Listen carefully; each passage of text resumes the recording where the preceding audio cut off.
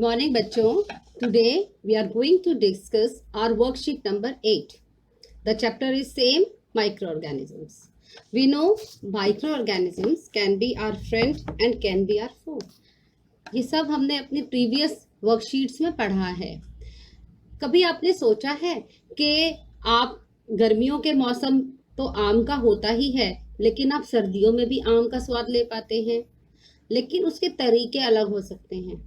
या कुछ सब्जियां जो हमको गर्मियों में ही मिल सकती हैं, लेकिन अब उनको हम 12 महीने खा सकते हैं.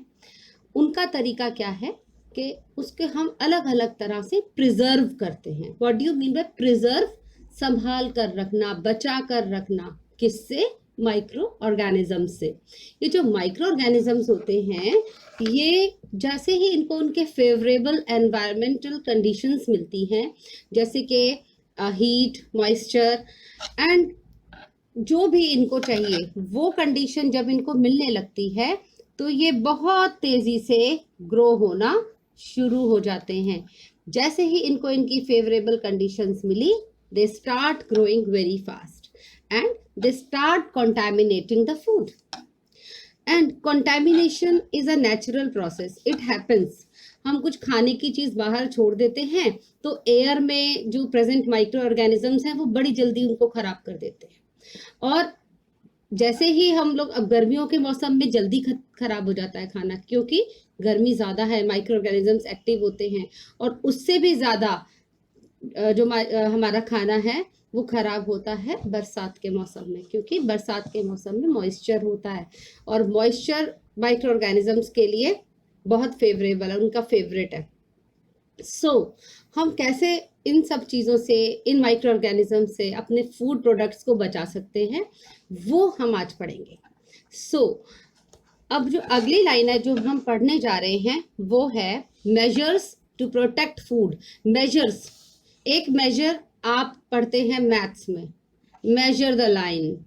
मेजर का मतलब होता है नापना, but here in the English language it's a synonym. Measure means तरीके. Measures to protect food from microorganisms. Food preservation, in the two words we can say food preservation. Preserve करना, बचाना. Preserve करना, protect करना. There are 6 methods given here. The chemical method, preservation by common salt, preservation by sugar, preservation by oil and vinegar, preservation by heat and cold treatments, and storage and packing. These are the 6 methods. By them we can prevent our food from getting spoiled. Okay, so let's take them one by one. What is the chemical method? Chemical से पता ही चल रहा है कि कुछ chemical use करते हैं food को बचाने के लिए. So what are the chemicals we use? So they are sodium benzoate and sodium metabisulfite.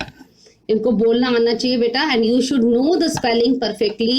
Sodium benzoate and sodium metabisulfite.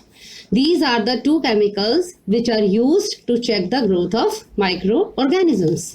Now, the second one is preservation by common salt.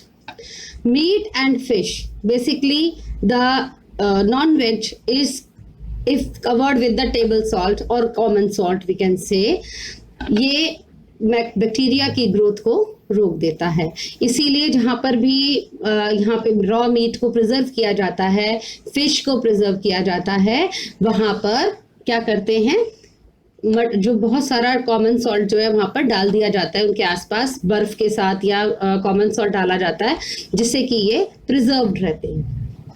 Now the preservation by sugar. The use of sugar reduces the moisture in food, which inhibits the growth of bacteria. आपने पढ़ा ही होगा, आप jam खाते हैं.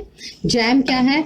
यदि हम लोग कोई भी फ्रूट है उसको हम उसमें चाशनी में खूब अच्छे से पका के उसको जैम की फॉर्म दे दें, उसको चीनी में पका के जैम की फॉर्म दे दें, तो वो जितना टाइम रॉ ठीक रहेगा उससे काफ़ी ज़्यादा time, may be many months it can be preserved. So आप लोग मार्केट में देखते हैं apple jam, mango jam and so on. Now preservation by oil and vinegar. Use of oil and vinegar prevent spoilage of pickles.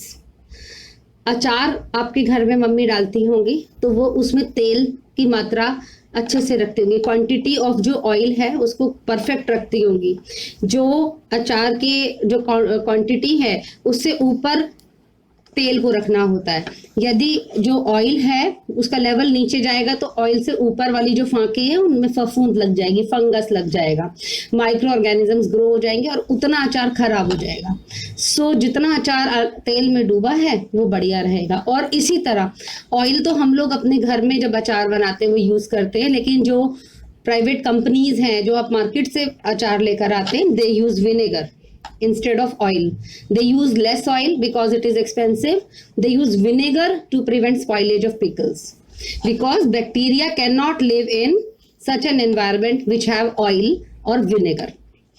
Now the third is heat and cold treatments.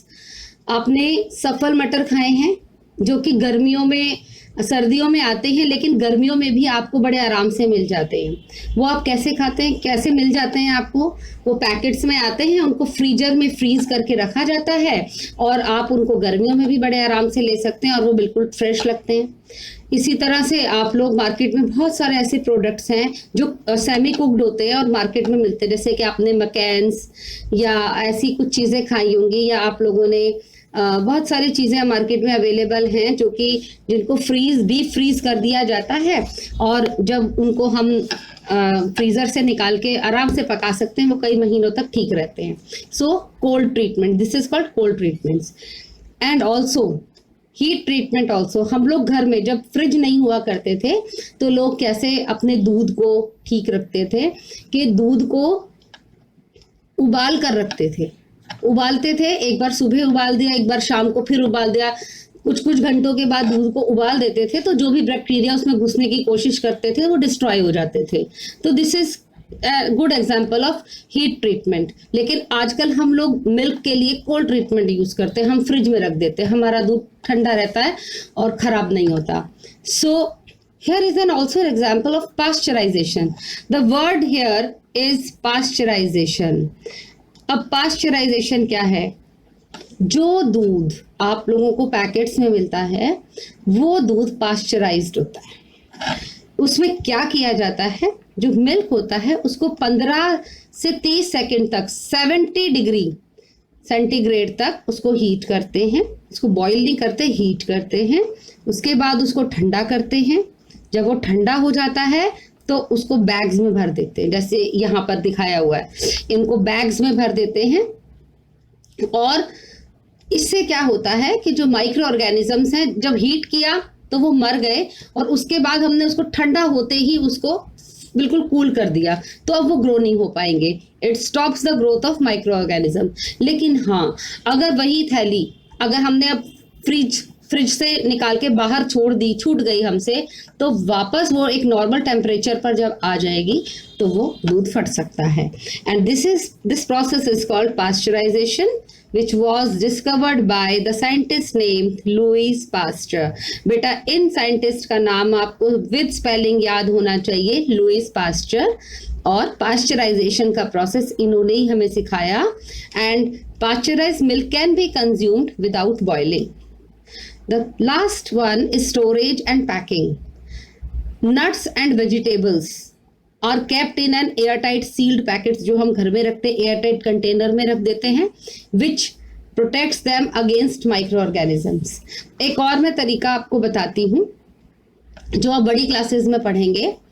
आप लोग जो chips का packet market से लाते हैं उसके अंदर chips तो थोड़े से होते हैं लेकिन वो बहुत मोटा फूला हुआ होता है. कारण बताओ हुआ क्या? मैं बताती हूँ. वो जो फूला हुआ पैकेट होता है उसके अंदर एयर भरी हुई होती है और उसके अंदर थोड़े से चिप्स होते हैं. जितनी क्वांटिटी उसमें मार्क्ड होती है कि इसमें 10 ग्राम है, 20 ग्राम है. वो जो एयर होती है वो नाइट्रोजन होती है. नाइट्रोजन माइक्रो ऑर्गेनिजम्स को ग्रो करने से रोकती है. उसमें जब नाइट्रोजन फिल करके सील कर देते हैं तो वो जो पैकेट होता है वो लॉन्ग टर्म तक ठीक रहता है. कभी कभी आपको कुछ पैकेट्स ऐसे होते हैं जो बिल्कुल पिचके हुए होते हैं, अगर हम उनको निकाल कर उसमें से वो मटेरियल खाएंगे तो आप देखेंगे वो स्टेल हो चुके हैं, खराब हो चुके हैं, उनका टेस्ट खराब हो चुका है। वो इसीलिए होता है बिकॉज नाइट्रोजन लीक हो जाती है। Now come to the question answers.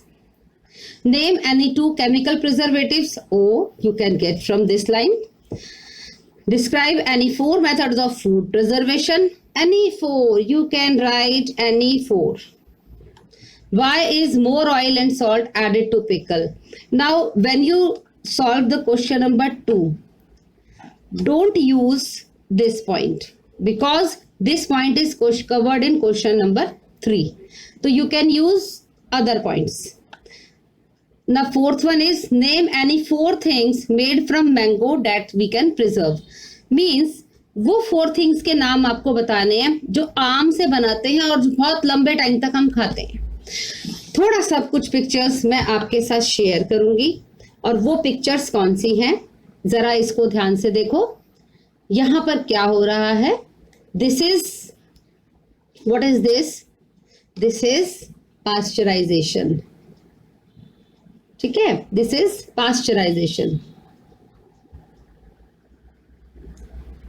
This is pasteurisation. यहाँ पर मिल्क की प्रोसेसिंग हो रही है, पास्चराइजेशन हो रहा है और यहाँ पे मिल्क को पहले बॉईल कर चुके हैं, अब उसको ठंडा करके बॉटल्स में भरकर रखा जा रहा है।